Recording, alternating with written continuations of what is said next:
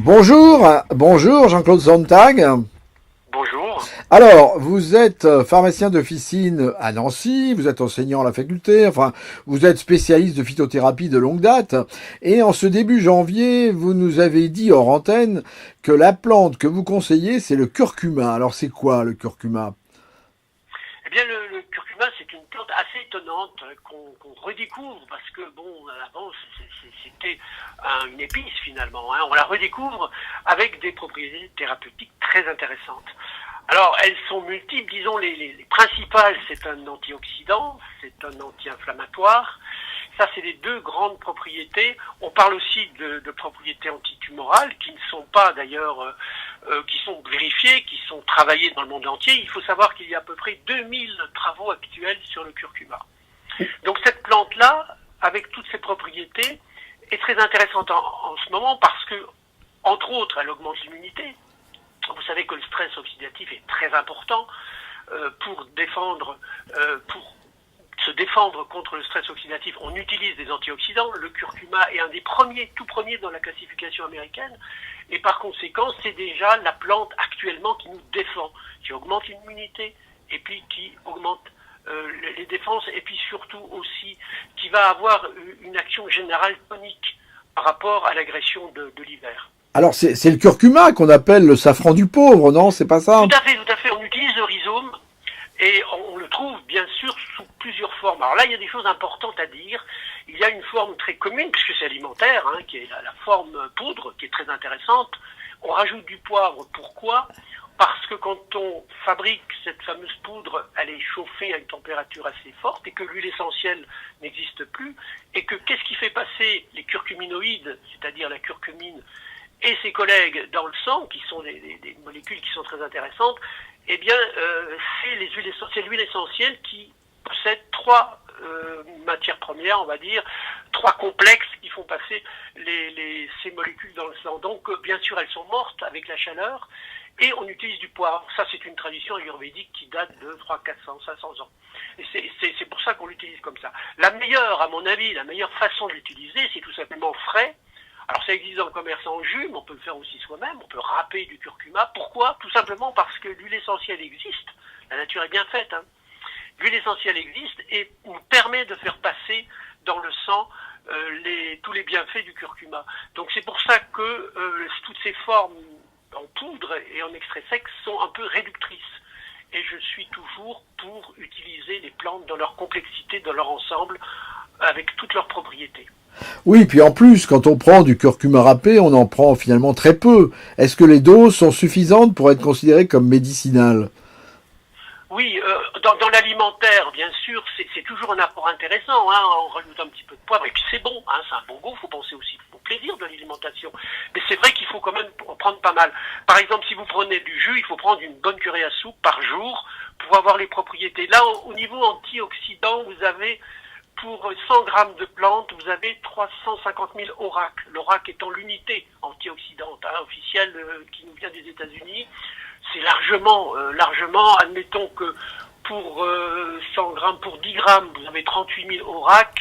38 000 ORAC, il nous en faut 6-7 000 pour nous garantir une certaine, on va dire, une certaine défense par rapport aux grandes maladies fonctionnelles que sont les cancers et puis les maladies dégénératives. Donc vous voyez, on est loin du compte, on a largement de quoi faire avec simplement une cuillère à soupe de jus qui est quand même un concentré. Voilà, et on nous dit aussi, alors est-ce que c'est vrai que ça fait baisser le cholestérol, que ça aide au niveau anti-inflammatoire? Est-ce que c'est vrai tout ça? Oui, tout à fait. Il y a une propriété anti-inflammatoire extrêmement intéressante. Les Américains l'appellent cortisone-like. Ça, c'est une certitude. Moi, je pratique tous les jours. Je le fais en anti-inflammatoire tous les jours. Ça, c'est certain. Il y a une propriété anti-inflammatoire extrêmement importante. Ça, c'est évident. Et alors, mais il y a un souci, quelquefois on entend, je ne peux pas prendre de curcuma si j'ai un anticoagulant. Est-ce que c'est vrai? Alors, il faut savoir, là, ça fait partie, parce qu'on a travaillé, bien sûr, beaucoup sur les contre-indications. Alors, il faut savoir que effectivement, ce n'est pas un anticoagulant, mais c'est une plante qui agit, on va dire, qui potentialise les anticoagulants. Mais les anticoagulants majeurs, essentiellement ceux qui sont injectables. Dans le cas, vous voyez, de phlébite, de choses comme ça. Donc il suffit de savoir que le curcuma augmente un petit peu les capacités anticoagulantes. Mais c'est pas un anticoagulant, c'est très très important. Hein. Ce n'est pas un anticoagulant. Il y a une autre petite contre-indication, je dis petite parce que c'est un cas un peu particulier. Il se trouve que le curcuma, d'ailleurs, c'est sa première propriété. On en parle moins parce qu'elle est moins spectaculaire, mais c'est un draineur hépatique. Il est ce qu'on appelle cholérétique et cholagogue, c'est-à-dire qu'il fabrique plus de bile et il augmente la capacité de la vésicule biliaire à fournir de la bile. Et par conséquent, il chahute un peu la bile. Donc si vous avez des calculs, ça a tendance à faire bouger ces calculs et ça peut occasionner des petites douleurs. Oui, c'est quand même très très très mince hein, comme contre-indication. Donc pour nos auditeurs, ceux qui nous écoutent, s'ils prennent des antivitamines K par voie orale, ils ne risquent rien avec le curcuma, donc. Pas à ma connaissance. Par rapport à cette indication-là, à cette, on va dire, cette famille de médicaments. Là, pour ma part, il n'y a pas de problème. Depuis une dizaine d'années que je le pratique, aussi bien à l'officine qu'en conseil, on n'a jamais eu de problème. Et alors, donc, on le trouve, vous avez commencé un petit peu à l'envisager, on le trouve sous différentes formes. Comment s'y retrouve-t-on, justement? C'est un peu la complexité des plantes, parce qu'on nous dit, oui, il faut prendre des plantes, mais comment je prends quoi, alors, comment et combien? Mais ça, c'est valable pour toutes les plantes. On a quand même un intérêt à prendre les plantes de leur globalité. Pourquoi? Parce qu'encore une fois, la nature est bien faite et que les plantes, c'est, on va dire, X molécules qui s'entrechoquent, qui fonctionnent ensemble. Et c'est pas un hasard, c'est-à-dire qu'elles ont une manière de fonctionner un peu comme un puzzle. Si vous enlevez une partie du puzzle, c'est pas tout à fait ça. C'est un peu comme ça pour les plantes. Je trouve qu'il est intéressant de prendre la forme la plus, on va dire, proche de ce qu'on appelle le totem de la plante, c'est-à-dire l'ensemble de la plante, toutes ses propriétés. Et effectivement, là, on n'a plus grand-chose. Ou bien on prend, en ce qui concerne le curcuma, on le prend dans sa totalité, c'est-à-dire en jus, ou bien en grignotant, tout simplement. Ça peut se croquer comme des carottes, hein, tout simplement. Ça, à mon avis, c'est la meilleure manière de prendre cette plante. Après, la poudre, est intéressante, on l'a vu, elle est un peu restrictive, il y a des choses en moins. Ce qui est moins intéressant, à mon sens, ce sont ce qu'on appelle les extraits secs. C'est quasiment que de la curcumine pure. Or, la curcumine n'est pas l'essentiel de la plante. On en parle que de ça.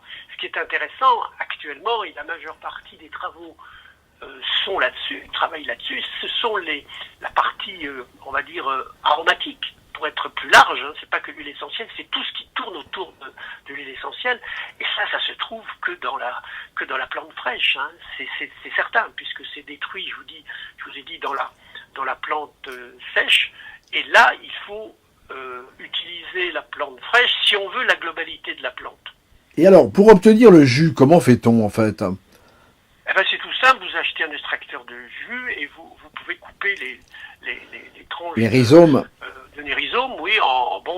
Alors, le problème, c'est que les rhizomes du commerce sont généralement un peu secs, parce qu'ils n'ont pas été toujours transportés au frais. Voilà, sinon ça existe dans le commerce, hein, en jus tout prêt, mais c'est vrai qu'on peut faire son jus soi-même en rajoutant un petit peu de gingembre. Vous savez que le gingembre est de la même famille botanique, ça c'est son vieux copain, hein, et ça marche bien, les deux fonctionnent très bien ensemble. Et alors ils sont aphrodisiaques? Non, c'est une hérésie, ça. Bon, écoutez, le curcuma, je sais pas, mais le curcuma gingembre, j'irais plutôt dans le sens positif pour dire qu'effectivement, à moyen terme, c'est-à-dire il faut prendre 3-4 pendant 1 ou 2, 3-4 mois peut-être, on a des propriétés aphrodisiaques. Si le gingembre curcuma, oui. Si, on a eu moi j'ai des retours, c'est mes seules statistiques, mais c'est vrai qu'il y a quand même, alors le gingembre tout seul, je pense que c'est un peu une légende. On a fait il n'y a pas longtemps une thèse sur le gingembre, on s'est rendu compte que finalement, il n'y avait pas trop, au niveau des travaux, on n'a rien trouvé au niveau des qualités aphrodisiaques du gingembre. Mais le gingembre curcuma, c'est pas si mal que ça. Alors ce serait la recette que vous nous conseillez, en ce début d'année. Il y a l'aspect tonique du matin. Le gingembre curcuma le matin, c'est vrai que c'est pas mal. Hein. En plus, c'est bon. Enfin, moi, j'aime bien le gingembre et c'est très bon. Oui, c'est un bon. Je rajouterais peut-être un petit peu. Allez, pour l'hiver, je rajouterai un petit peu de ginkgo biloba, un peu d'echinacea pour augmenter les défenses. Mais vous savez, le curcuma lui-même augmente bien les défenses. Hein. Bon, ben voilà, et ben écoutez, je crois qu'on a notre recette de début d'année hein, Voilà. avec vos vœux. Merci beaucoup Jean-Claude Zontag. On rappelle que Avec plaisir. vous êtes pharmacien donc à Nancy. Vous n'avez pas écrit de bouquin encore là Pas récemment. encore, pas encore. Je travaille beaucoup, vous savez. J'ai Vous n'avez beaucoup pas de le temps choses qui viennent de me voir. d'écrire. Alors, finalement, j'ai pas trop le temps, mais ça va venir, ça va venir. Eh ben écoutez, en tout cas, eh ben, peut-être au mois prochain alors. À Oui, bientôt. à Merci bientôt, au beaucoup. revoir. Bonne journée. Au revoir.